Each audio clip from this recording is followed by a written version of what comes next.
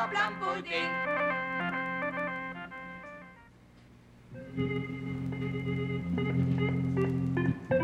Le Mongol, fier.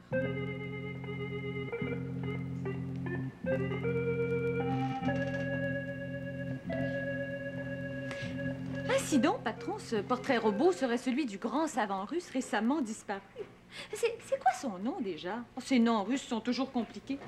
Il se nomme, tenez-vous bien et retenez-le, il se nomme Nicolas, comme le tsar du même nom. Ouais. Nicolas Kapouchevskaya. C'est simple, ça s'écrit comme ça se prononce. Nicolas Kapouchevskaya. Là. Ah. C'est là-dedans, patron, pour plus en sortir. Donc, ce grand savant aurait réussi à s'enfuir de Russie pour venir se réfugier ici, en Angleterre. Oui, ici même, dans nos barrages immédiats. C'est pourquoi nos services nous ont demandé de tout mettre en œuvre pour le retracer au plus vite. Mais qu'est-ce qu'il a de si extraordinaire, ce savant, ce Kapouchevskaya? Il aurait inventé un appareil tout à fait extraordinaire. Le ballon caméléon. Le ballon caméléon? Mais qu'est-ce que c'est que ça? C'est-à-dire un aérostat qui ressemble à celui-ci, par exemple. Voyez-vous? Ou encore comme celui-ci. Voilà. Ou encore mieux comme celui-ci qui aurait la forme d'un dirigeable. Bon, parfait. Alors, ce savant aurait donc mis au point cet aérostat qui a toutes les propriétés du caméléon. D'où son nom de ballon caméléon, c'est-à-dire qui peut prendre la couleur de tout ce qui l'entoure. Ciel, mer, terre, forêt, édifices, marécages, rochers, enfin tout. Mais, autrement dit, un ballon invisible. Voilà, un ballon qui peut devenir invisible n'importe où, n'importe quand, dans n'importe quelle circonstance. Vous voyez l'usage terrifique qu'on peut en faire, n'est-ce pas, dans le niveau du contre-espionnage. Oh, je vois, cela pourra devenir une arme terrible pour le pays qui réussira à s'en emparer. Oui, et comme ce savant s'est réfugié ici, chez nous, il faut tout mettre en œuvre pour le retrouver avant tous les autres. Et à mettre la main sur ses plans. Voilà. Et comme il se trouve et comme il se cache ici, dans ce pays, il faut que nous soyons les premiers à le retrouver et à mettre les mains sur les plans de ce ballon caméléon. Nous serons les premiers, chef, je vous en donne ma parole d'agent secret. Je serai le premier, comme d'habitude. Non, oubliez-le comme d'habitude, chef. Non, cette fois-ci, ce sera différent. Entièrement différent. Oui.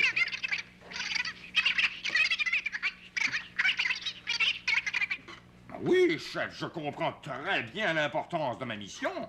La France, qui a été le berceau de la navigation aérienne. Oh oui, grâce aux frères Montgolfier, Jacques, Étienne et Joseph Michel, et ce, dès le 4 juin 1783. Oui, je me souviens très bien, chef. Vous avez toujours raison, chef. Mais doit reprendre la suprématie mondiale du ballon et se remettre dans le vent en enlevant ses plans aux savants passés à l'Occident, le célèbre Nicolas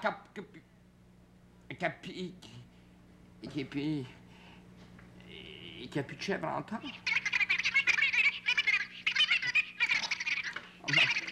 Non, mais, voulez-vous répéter, chef?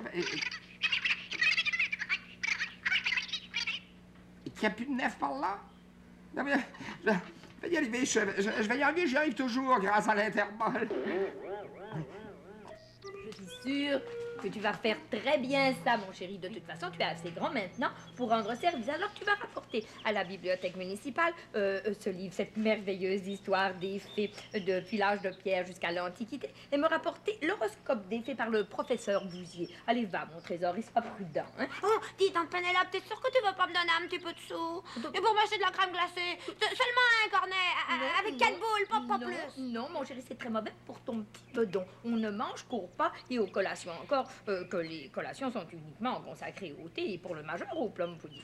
Allez, va, mon petit trognon, va. Pendant ce temps-là, moi, je vais lire La vie secrète des fées sacrées en Inde et au Pakistan.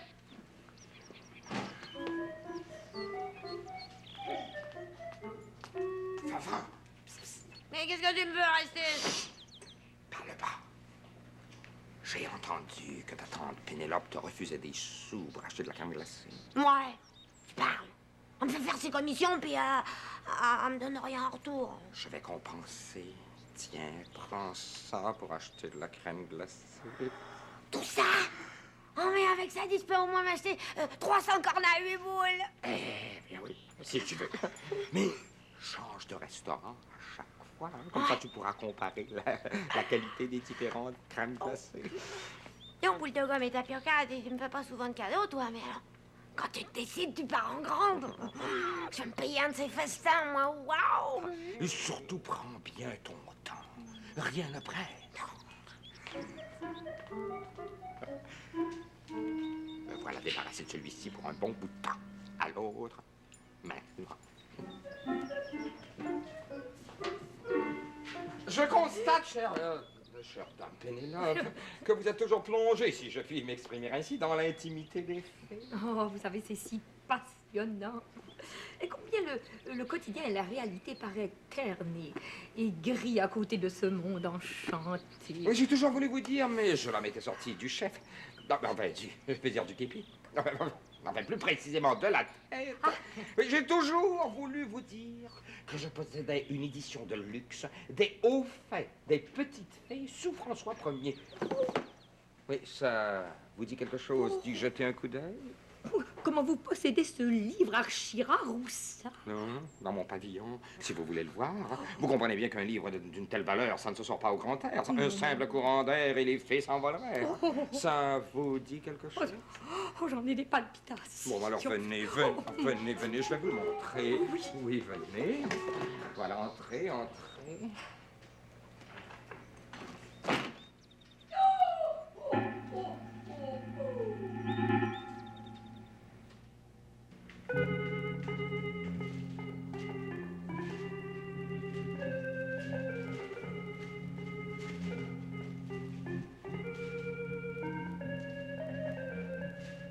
Voilà, patron.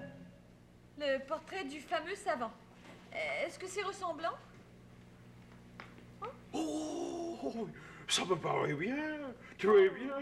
Décidément, je vous trouve de nouveaux talents tous les jours, ma chère Viviane. Oh, mais ça, mais c'est parfait! C'est exactement pareil, n'est-ce pas? Bravo, Viviane. Et vous l'avez fait sans même voir l'original. Cela veut dire que vous êtes prête à vous lancer sur la piste du savant Nicolas Kapouchevskaya. Oh, à vos ordres, patron. Mais laissez-moi vous dire qu'il a une drôle de tête pour un savant, votre Kapouchevskaya. Oui, mais moi aussi, je lui trouve la bouille bizarre, très bizarre même. Mais que voulez-vous de nos jours? Il ne faut s'étonner d'absolument rien, n'est-ce pas? Mais regardez, patron, le signal. Nos services veulent entrer en communication avec vous. Ah bon? Ah, pips histoire d'urgence, je me demande ce que ça peut bien être. Oui, allô, ici Plum Pudding, j'écoute. Quoi, qu'est-ce que vous dites? Est-ce possible? Vous êtes bien certain de cela? Patron, je peux m'en aller? Non, ne partez pas, bien. Il y a un revirement complet de situation. Oui, j'ai tout compris. J'arrête toute opération terminée. Partez hors, Peekaboo. Mais qu'est-ce qu'il y a, patron? Quelque chose de grave? Nous allions nous lancer sur une fausse piste. Heureusement, nos services se sont aperçus à temps. Cette photo, ce portrait robot que nous avons, n'est pas celui du savant Nicolas Kapouchevskaya. Non? Mais c'est le portrait de qui, alors? C'est celui d'un espion russe qui précisément est à la recherche du savant Nicolas Petrovskaya et qui vient de s'infiltrer dans notre pays, n'est-ce pas? Il s'appelle Pietrov Clou de Girofle et il nous faut aussi l'intercepter avant qu'il retrouve la cachette du savant Nicolas Petrovskaya. Oh, mais les choses se compliquent, patron, hein? Oui, partez, Peekaboo. Oh, et comment? Eh bien, d'abord, il faut que vous alliez à nos services pour tâcher d'obtenir le véritable portrait robot du véritable savant Peter Petrovskaya, n'est-ce pas? Allez vite, bien. Bien, patron.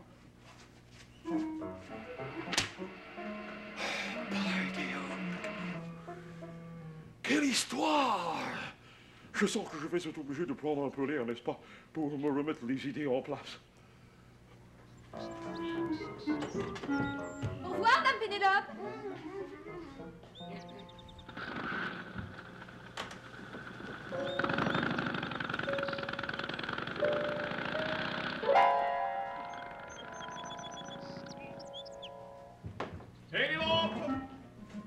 Pénélope!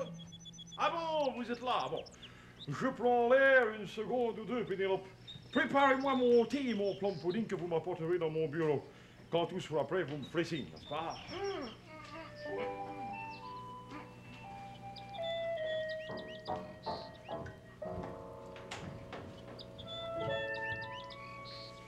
Elle n'est pas très causante aujourd'hui, notre Pénélope.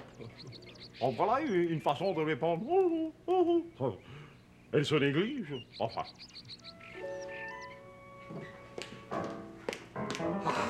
Décidément, le chef a du génie. Vous avez vu, avec une incroyable facilité, j'ai réussi à m'introduire ici. Bon, maintenant, à l'attaque. Il faut que je découvre ce portrait robot qui me permettra de découvrir le célèbre Nicolas Krampus-Crève, qu'est-ce qu'il y a dans le taillat. Bon, on va faire quelque chose comme ça. Mais est-ce possible?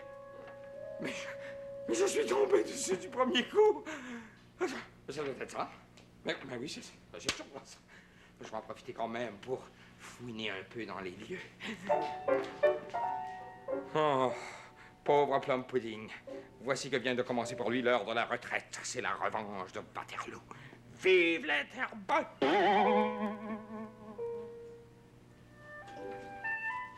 Pénélope doit sûrement vieillir et n'a jamais pris tant de temps à m'apporter mon thé et mon plum pudding.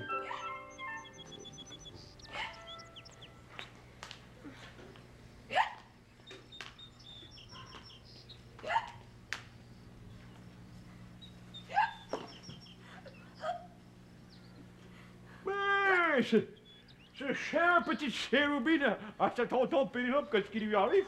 Pourquoi ce J'ai mangé trop de crème glacée. J'ai dû m'arrêter à mon 32e cornet à 4 boules. J'ai mal au ventre. Mais enfin, où as-tu pris l'argent, les monnaies pour t'acheter tant de la crème glacée? C'est Cassoulet.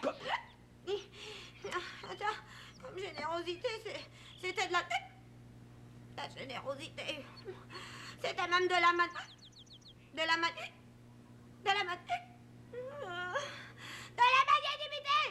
Encore, Cassoulet, toujours, Cassoulet. Je m'en vais quand même lui dire 2 mots. A-t-on idée de rendre les enfants malades dans les gavans de crème glacée by the old Pickle? Cassoulet, je n'aime pas me mêler de ce qui vous regarde, mais laissez-moi vous dire que je n'approuve pas du tout votre conduite à l'égard de petits enfants. Ah bon? Vous gardez le silence. Vous refusez d'engager le dialogue. C'est bien ça, c'est plus facile comme ça, bien entendu. Mais cela ne m'empêchera pas de vous dire ce que je pense de vous. Et tout d'abord, pour commencer, Cassoulet. Oh, je me sens pas bien. Je me sens pas bien du tout. Je vais demander à tante Pénélope de me donner un remède ou des pilules. Oh, tante Pénélope! Tante Pénélope! J'ai besoin de vous. Oh. Voilà ce que je pense de vous, Cassoulet. Maintenant, j'espère que vous aurez le courage de tenter de vous expliquer, n'est-ce pas? J'attends. Je vois que vous refusez toujours de parler, n'est-ce pas? C'est bon. Dans ce cas, je vais aller chercher le petit enfant et vous suis forcé de vous excuser devant lui, n'est-ce pas? Petit enfant, viens ici, n'est-ce pas? Vous y tenez vraiment? Oui, allez, là, viens, je l'exige, n'est-ce pas? L'enfant va venir et vous allez être forcé de montrer votre vrai visage devant lui. Viens, viens là. Je veux que Cassoulet te fasse des excuses et me donne des explications. Oh, Cassoulet, tournez-vous et montrez votre vrai visage. Quoi? Pénélope? Pénélope, mais vous ici? Pénélope, what's the matter? Tante Pénélope, c'est vous? Je vous ai vu passer en courant dans le parc. Mais que vous est-il arrivé, Pénélope? Je ne sais pas, je n'ai pas eu le temps de le savoir. Monsieur Cassoulet m'a fait entrer ici dans ce pavillon pour me montrer un livre sur les fées et je suis partie dans les étoiles. Mais Cassoulet, lui? Je ne sais pas, je ne sais rien, je ne me souviens de rien. Mais alors, tout à l'heure, à qui ai-je demandé de me préparer mon thé et mon plum pudding? Cassoulet, où est-il passé? A-t-il été enlevé? Est-il coupable ou victime? By the hill, Peekaboo, je suis en pleine confusion, n'est-ce pas? Je me perds en conjoncture. J'entends la moto de Bibiane. Peut-être qu'elle va pouvoir m'expliquer ce qui s'est passé. Oui, allez, tenez là. J'apporte ce qu'il faut, patron. Mais que se passe-t-il? Quel est ce déguisement, Dame Pénélope? Ne me demandez pas d'explication, Bibiane. Je nage en pleine confusion. Pénélope, ensuite, avec petit enfant étaché dans le guérir, n'est-ce pas? Et Bibiane, venez me montrer le véritable portrait robot du savant Kapouchevskaya. Venez, by the old de Girafe.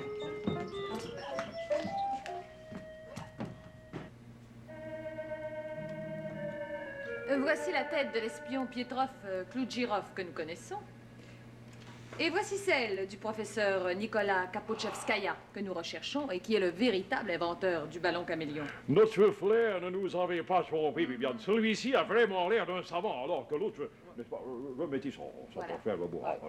Tout en fait, une tête d'espion, n'est-ce pas? Tout en fait. Regardez, la grosse barbe, Major, oui. Major, il faut que je vous parle. Mais Pénélope, mais qu'est-ce qui vous arrive? Pourquoi tant de D'abord, nervosité? Je vous prie d'excuser ma tenue, mais je n'ai pas trouvé mon uniforme. Oh, je vous en prie, que cela ne tienne. D'ailleurs, ce vêtement, cette toilette vous va très bien, n'est-ce pas, votre amie, Bibiane? À ravir, Dame Pénélope, ça vous va? À ravir. Oh non, vraiment, vous me rendez compte. Bon. Non, Major, je voulais vous dire qu'il y a là un monsieur, un individu, enfin, plutôt un être humain à l'accent bizarre qui demande que vous le receviez. Il dit être un savant russe du nom de Nicolas Kapouchevskaya. By the old Peekaboo, le grand savant Nicolas Kapouchevskaya demande à me voir. Mais faites-le entrer, Pénélope, faites-le entrer, voyons. Oh, mais ça, par exemple, si le grand savant désire me rencontrer lui-même, on peut dire que c'est une véritable chance, mais par quel hasard? Oh, je pense que le voici. Mais pénétrez, cher monsieur, pénétrez, voyons. À qui ai-je l'honneur? Vous ne me reconnaissez pas? Je suis Nicolas Kapouchevskaya, professeur à l'université Leningrad, savant. Vous dites que vous êtes le professeur Nicolas Kapouchevskaya? Da, je suis. Vous avez entendu dire que j'ai fui Russie pour me réfugier ici. J'ai beaucoup entendu parler, vous, Major Plampoudov, Plum-Pudding. Je vous apporte plan invention fantastique à moi, ballon caméléon, plan que j'ai ici dans serviette. Vous voulez voir? Non, un petit instant. Vous dites que vous êtes bien le grand savant Nicolas Kapouchevskaya? Da, je répète que je suis. Ah, bon. Et pourriez-vous me dire, cher professeur, de quelle partie de la Russie vous êtes? Moi, je suis de la Mongolie. Je suis un Mongol fier. Eh bien, monsieur le Montgolfière, vous ne seriez pas par hasard en train de nous monter un ballon? Oui, un ballon caméléon. J'ai plan ici dans serviette. Vous voulez voir plan? Encore un tout petit instant. Bibiane, voulez-vous, s'il vous plaît, nous projeter le portrait robot de ce Montgolfière? Tout de suite, patron. Voilà. Vous connaissez? Ah, c'est moi. C'est tout à fait moi. Ah, parfait. Et maintenant, Bibiane, voulez-vous nous projeter l'autre portrait robot, s'il vous plaît? Voilà. Et ça, vous connaissez? Ça, je connais pas. Non. Jamais vu, individu. Êtes-vous intéressé à savoir qui c'est? Bon, Non, eh bien, je vais quand même vous dire qui c'est. Le portrait robot que vous avez devant vos yeux est celui du véritable et authentique savant russe Nicolas Kapouchevskaya, alors que celui-ci... Montrez l'autre, Viviane. Celui-ci est le portrait de l'espion qui recherche précisément le savant Nicolas Kapouchevskaya, espion qui s'appelle Pietrov Kloudjirov. mais c'est pas possible. Voyons, le portrait robot était là sur le bureau. Qu'est-ce que je fais dans tout ça, moi? Oui, ce que vous faites. Hey. Vous êtes ce que vous avez toujours été, ce que vous serez toujours. Cassolette, la plaie des agents secrets. Voilà. Cassoulet. Oui, toujours et encore. Cassolette. Cassolette, j'ai tout compris.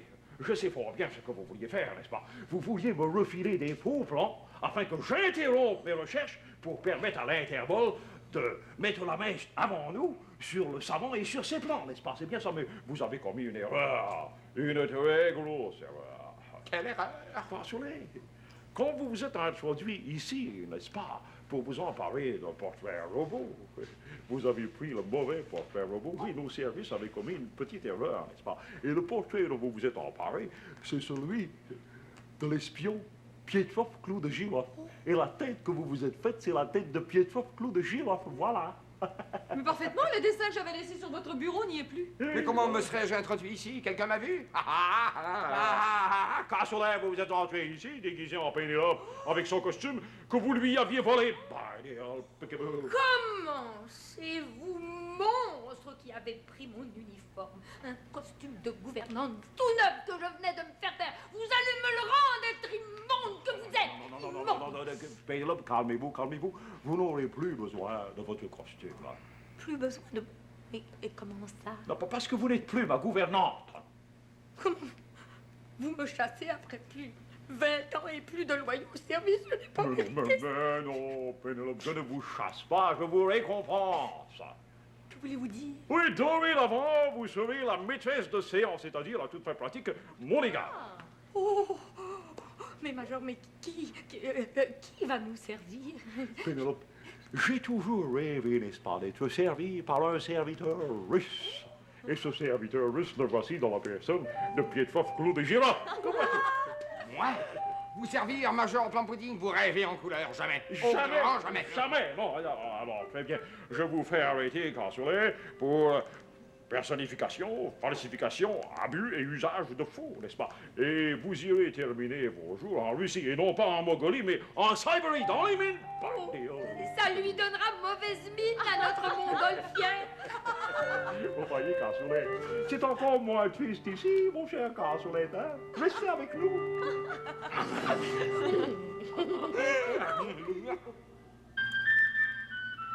Et pour moi, camarade Clou de Girofle, ça sera du caviar. Du caviar russe, évidemment. Et faites vite! Aristidov Kassouletov, dit l'Aristote. L'Aristote, c'est lui faire un trop beau compliment. Moi, je dirais plutôt l'Ariste faible. La morale de tout ceci, c'est que si la France a eu ses montgolfières, Ouais. l'Angleterre aujourd'hui peut se vanter d'avoir son montgolfière. À la tienne, Cassouletov. By the old pick-em-up.